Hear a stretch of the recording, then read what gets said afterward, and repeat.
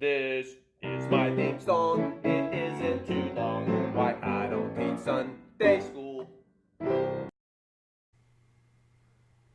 Welcome to the 5th episode of Why I Don't Teach Sunday School, where I make a well-meaning attempt to explore the contents of the best-selling but least read book of all time and draw conclusions that may get me uninvited to the next church picnic. If you haven't seen episodes 1 through 4, I would highly suggest you check those out and click the like button, subscribe, follow along in your own Bible if that's your thing. Check out my terrible website, www.whyidon'tteachsundayschool.com, or just get comfortable and ready for Genesis 24 through 28, or as I like to call it, Mama's Boy Guide to Screwing Your Dumb Hairy Brother. As our scene opens, 4 years have passed since the death of Sarah, and the widowed Abraham is now 137 years old. He is deeply concerned that his 37-year-old son Isaac may not keep to the strict family tradition of inbreeding, having shown a liking for local Canaanite women. So, Abraham asks his most senior servant to take a caravan of camels and gifts and head to Nahor, the place of Abraham's birth, to find a wife for Isaac, preferably from his own family. For Abraham, keeping it all in the family applies to his DNA. Furthermore, Abraham insists that Isaac cannot accompany him, or ever go back to Nahor himself. Rather, the servant must choose a wife for Isaac. Abraham's servant sticks his hand under Abraham's thigh because that's what you do when you want to let your boss know that you're serious, and he swears to do his best. In the almost seemingly certain event that the woman he chooses is unwilling to return with him to marry Isaac sight unseen and never return to her home, then he is released from his oath. Abraham's servant is never actually named in the Bible, but Jewish tradition names him Eliezer of Damascus, so I'm going to call him Eli. Eli rides into Nahor with his caravan of 10 camels and stops literally at the first watering hole. It's sundown and the women of the town typically come to draw their water from the well at night, and Eli prays this prayer. Lord, God of my master Abraham, make me successful today, and show kindness to my master Abraham. See, I am standing beside this spring, and the daughters of the townspeople are coming out to draw water. May it be that when I say to a young woman, please let down your jar, and may I have a drink? And she says, drink, and I'll water your camels too. Let her be the one that you have chosen for your servant Isaac. By this I will know that you have shown kindness to my master. Am I the only person rolling my eyes at this, which basically amounts to a gambler's prayer? Drink and I will water your camels too? This is your miraculous sign from God? Weak, man. Pretty weak. Imagine if this were in modern times.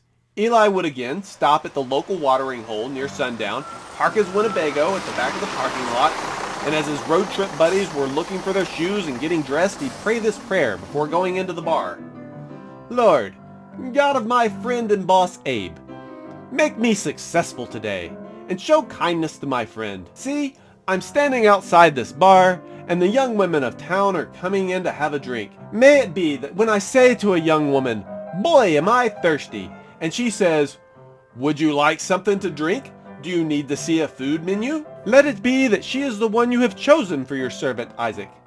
By this I will know that you have shown kindness to my boss. Yeah, I think it'd be pretty much like that. Matter of fact, archaeologists have determined that domesticated camels did not exist in that part of the world until 900 BC. It's a real problem for Bible literalists. Given that this action is supposedly going down over 1,000 years prior to that, it is unlikely that Eli had camels. So, for argument's sake, let's suppose he did have a Winnebago. So, he says this prayer, and miraculously, a young woman named Rebecca did appear. And she did offer him a drink, and she did offer to water his camels too. Or, a food menu too.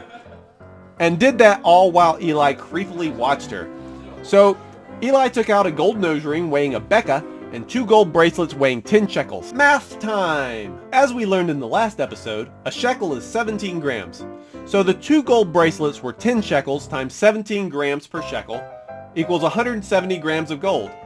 As of this episode, the price of gold is about $50 per gram. So, assuming that the value of gold has been a reliable inflation hedge over the last 3,500 years, that would be bracelets valued at $8,500. But that wasn't all he gave her. There was also the nose ring weighing in at a becca. Now, I didn't know what a becca was, so I had to Google that, and apparently it's just a half shekel. So that would be 8.5 grams, a value of $425, assuming it was also made of gold. So that's roughly 9 grand. Hell of a tip for getting some water. Having done that, Eli asked her, whose daughter are you?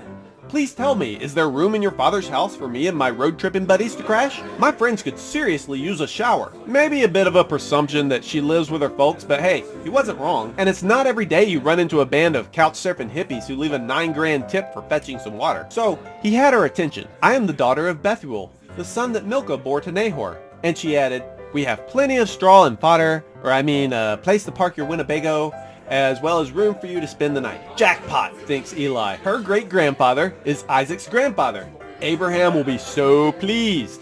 Rebecca texted her mom and her brother Laban that some weirdo showed up at the bar and gave her a $9,000 tip for getting some water and a food menu, so he's coming over for dinner. And shortly thereafter, Eli and his band of buddies show up at Rebecca's folks' place.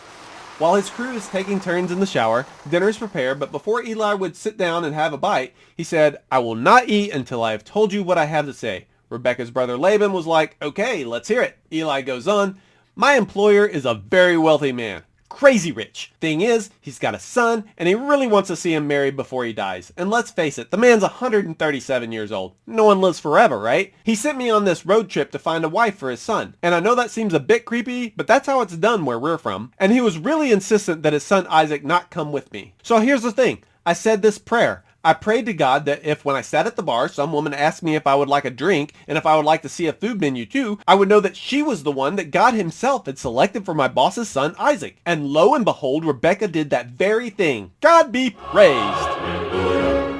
Now it's up to her. She doesn't have to come back with me. She could defy the Almighty after he clearly indicated his will through this miraculous sign, but I don't know how well my God would take that, just saying. But if she says no, I'll leave. No quid pro quo here. The jewelry is hers to keep.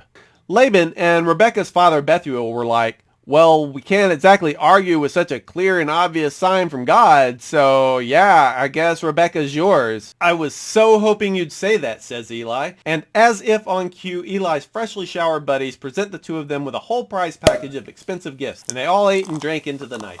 In the morning, Eli's crew is packing up the Winnebago, and Eli was like, hey, where's Rebecca? We've got a lot of miles to cover today, so we need to get the wheels rolling. Laban had been consulting with Mom, and stepping back from the situation for a second, oh crap, what were they thinking? They were going to send Rebecca off with this rich weirdo hippie guy never to be seen again. And who knows, this guy could be full of crap anyway. Creepy just doesn't begin to describe it, right? They were like, what's the rush? Why don't you guys hang out a while? Say, 10 days and see how you feel about it then. 10 days? I don't have 10 days. Don't delay me now. Is Rebecca coming with us or not? Mom and Laban kind of share a tense moment. Well, I guess we should leave this decision to Rebecca. Rebecca, emerging from her bedroom, hair disheveled and apparently hungover, looks at her family, looks at Eli and his pimped out Winnebago, looks back at her lame family, and was finally like, it. Ain't nothing happening in this town anyway. I'll go.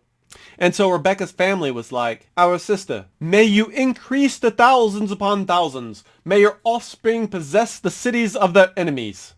Because after all that, somehow goodbye and good luck just didn't say it. As the Winnebago was nearly back home, Rebecca noticed a man out meditating in a field, and she asked Eli, who's the hunk in the field? With a sparkle in his eye, Eli pulls the Winnebago to the shoulder and responds, that's your man. Wide-eyed, Rebecca was like, oh, snap, look at me. Give me something to cover my head. And she put a bag over her head because she didn't want him to see her all hung over with her hair a mess for the first time. But shortly thereafter, they had a quaint little wedding ceremony at home, and well, Isaac was comforted with having a wife after the death of his mother, and they seemed, at least for a time, happy. Chapter 25. So, at 137, you would think that Abraham would have been pretty much ready to find a comfortable place to die, but nope. The old man wasn't done living yet, not by a long shot. At 160, he became grandfather to twins. Rebecca and Isaac had been married for 23 years when she gave birth to Jacob and Esau. More on that later. Abraham wasn't done having kids of his own though. He got remarried to a woman named Keturah. I suppose that not having had a first child until he was in his 80s made him want to make up for a childless youth. And with his new wife, he had another 6 sons, and who knows how many daughters. But eventually, Abraham and Keturah amicably parted, and Keturah with her kids headed east along with Abraham's other girlfriends and their children. But Abraham, not one to be a deadbeat dad, set them all up really well. Unlike Hagar and Ishmael. At 175 years old, Abraham finally died. It was a big deal. Ishmael, Remember Ishmael? Even he showed up for the funeral. Isaac and Ishmael buried their father in the cave next to Sarah, looking back in the direction of their much-loved booby tree. Since I mentioned Ishmael, here's a family tree of his descendants. Just like the angel said, he was a wild donkey boy, and so were all his kids. They just, didn't play well with others. So back to the twins, Esau and Jacob. Rebekah and Isaac's arranged marriage took, and after 23 years of marriage, Rebekah was pregnant. It was kind of a rough pregnancy, and Rebekah prayed to God, who told her that she was carrying twins who would be rival nations, and the older would come out to serve the younger. When she finally gave birth, the first child was red and hairy, named Esau, and the second one came out holding on to the first one's ankle, and he was named Jacob. Esau grew up to be a man's man, outdoorsman, hunter, the real butch sort. He was his father's favorite. Jacob, on the other hand, preferred to stay inside with his mom, working around the home, preparing meals, and watching soap operas and whatnot. One day, Esau came in hungry and was like, "Quick, let me have some of that red stew, I'm famished." To which Jacob was like, "First sell me your birthright." "Look, I'm about to die," Esau said. "What good is a birthright to me?" But Jacob said, "Swear to me first." So he swore an oath to him, selling his birthright to Jacob. Then Jacob gave Esau some bread and some lentil stew. He ate and drank and got up and left. So Esau despised his birthright. I didn't even sauce that up a bit. That's the actual NIV text right there. Chapter 26. Time for another side story. So, per the text, Isaac was 60 at the time of the birth of Jacob and Esau. He was married to Rebekah at age 37. So let's presume that Rebekah had to be at least 15 years old at the time of her arranged marriage. At least something like that. So she would have had to have been 23 plus 15 equals 38 at the time of Isaac and Esau's birth.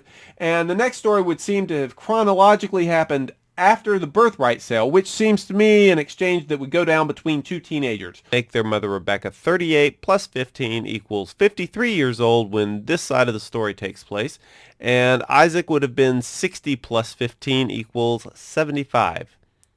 There's a famine in Gerar where the 75-year-old Isaac and the 53-year-old Rebekah are living, and apparently the Egyptians do a much better job of dealing with a famine than the other societies in the region because, as before, it seems to be the go-to place when famine strikes. But God speaks to Isaac and tells him not to go there, rather to stay in Gerar for a while. And as you may recall from the previous episode, Abraham, Isaac's father, pimped his elderly wife Sarah to Abimelech when there had been a famine some 85-ish years prior. As I learned through extensive Googling, Abimelech is not really a name per se, it's a title, like I mentioned in the last episode, so that still holds true. It's just what the Philistines always call their king. So this Abimelech is most likely different from the Abimelech, the person that Abraham dealt with 85 years ago. And so Isaac and Rebekah went to the local king Abimelech for famine relief. And when the men there asked Isaac about Rebekah, can you guess what he said? Can you guess? Can you guess? He said, "She is my sister."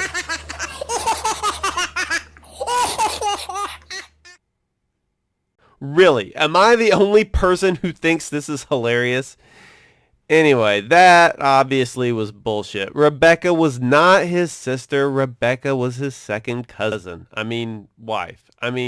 Second cousin and his wife. Anyway, after they had been there for a long time, the king walked in on the 75-year-old Isaac fondling his 53-year-old wife, and he was like, "She is really your wife. Why did you say she is my sister?" And Isaac answered him, "Because I thought I might lose my life on account of her." And then Abimelech said, "What is this you have done to us? One of the men might as well have slept with your wife, and you would have brought guilt upon us." So Abimelech gave orders to all the people, "Anyone who harms this man or his wife shall surely be put to death." You know what? I've got nothing else to say about this. I'm just moving on. Apparently, Isaac and company weathered the famine pretty well after that, living near the capital, and literally with God's blessing eventually became very successful with never-before-witnessed crop yields. It was like he was planting Monsanto grain with chemical fertilizer and pesticides on irrigated fields relative to his neighbor's non-GMO 100% organic stuff without so much as a center pivot rig. Well, his massive crop yields were totally flooding the local market supply, driving down local grain prices, and this only served to piss off his jealous neighbors, who then proceeded to fill in all his wells and irrigation systems with dirt. The king, that is Abimelech, sided with the jealous neighbors and told Isaac, "Move away from us. You have become too powerful for us." And so Isaac was like, "Don't have to tell us twice." He packed his tents, his whole household, and moved back to Gerar where his father Abraham had lived. And he set to redigging all the wells that his father had dug, and the damn Philistines had filled back in. But it seemed like everywhere he went, the thirsty locals tried to claim the well for their own. In time, he wound up back in Beersheba, where he set up some altars, did some praying, and got some assurance from God, so he put down some roots. Meanwhile, Abimelech, his advisor Ahazath, and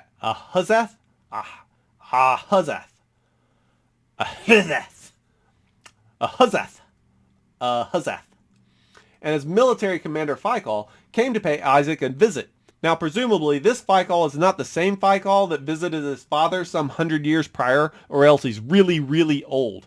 Anyway, they come to pay him a visit. "Now, what you want? Didn't you tell me to get out of town?" And Abimelech was like, "Yeah, I'm sorry about that. I kind of feel like we separated on less than perfect terms, and, you seem to be pretty tight with a very powerful God, and I just wanted to make sure that there's no bad blood between us." Isaac responded, "Nah, man, we're cool," and they threw a party. Just so happens that same day, Isaac's servants dug a new well and struck a motherload of water. Abimelech, in my imagination, turned around with his entourage and headed back to Gerar, muttering to himself, "I f***ing hate that guy." During the same time, Esau, remember the butch red-headed son, at the age of 40 got married to a Hittite girl named Judith. Apparently she and her family were a real pain in the ass, because the good book goes so far as to make a note of it. They were a source of grief to Isaac and Rebekah. Doing the math, at this point Isaac would have been 100 years old. The next story is one you may have learned in Sunday school. Sometime after that, Isaac is an old man, his eyesight's failing, he says he cannot know the day of his death, and wants to be sure that he passes on his blessing to Esau, his eldest son, the son that he favors. Of course, Rebekah prefers Jacob, the mama's boy. So when Isaac sends Esau off to kill something in the woods for his dinner, Rebekah seizes the opportunity to put Jacob in Esau's place to receive Isaac's blessing. She sends him out to kill a goat, preps it, dresses him up in a fabulous fur coat so that, to the touch, he would feel sort of like his hairy brother to the blind and probably a little senile Isaac. The plan works. Dressed in fur, sneaks into his father's bedroom, deceives his father into believing he's Esau, and score! When Esau gets back with his fresh-killed game, seeking to prep it and receive his father's blessing, he quickly discovers that his brother's deception and thievery not only of his birthright, recall the lentil stew incident, but also his father's blessing. Apparently these things are a big deal and are irrevocable, even when the contract is entered into under false pretense. I'm not sure anyone in this family had had an introductory business law class. So Esau, understandably, is pissed. And breaking his father's heart is the only thing that prevented him from murdering his brother on the spot. But he vowed to do it as soon as his father died. He would do just that, murder his brother for cheating him of his blessing.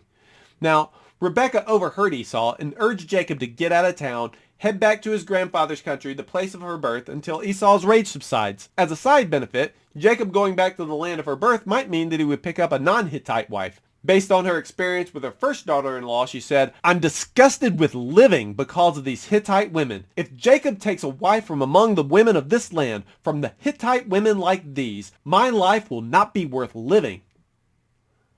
Ow! With that, Isaac gave Jacob the following blessing. "Do not marry a Canaanite woman.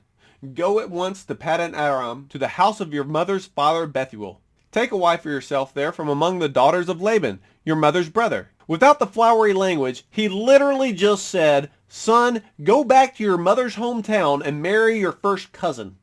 Incest is, after all, a long-held family tradition. His own mother despised his wife Judith, and, at least to a degree, so did his father. At the very least, so it would seem, his father wished he had married a relative. Well, despite no longer having his birthright or his father's blessing, he did want to please his parents, so he married his cousin too. He went to Ishmael's house and married Ishmael's daughter Mahalath. Meanwhile, Jacob's on the road looking for love and waiting for his brother's understandable rage to subside. Exhausted, he laid down and fell asleep on the road and had a dream. It looks something like this.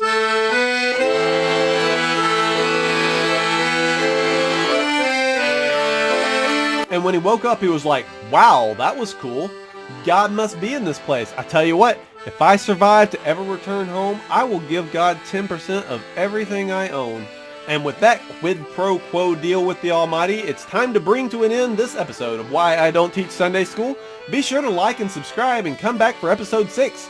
Never have sex with the lights off. That should be a good one. Until then, keep it real, homies.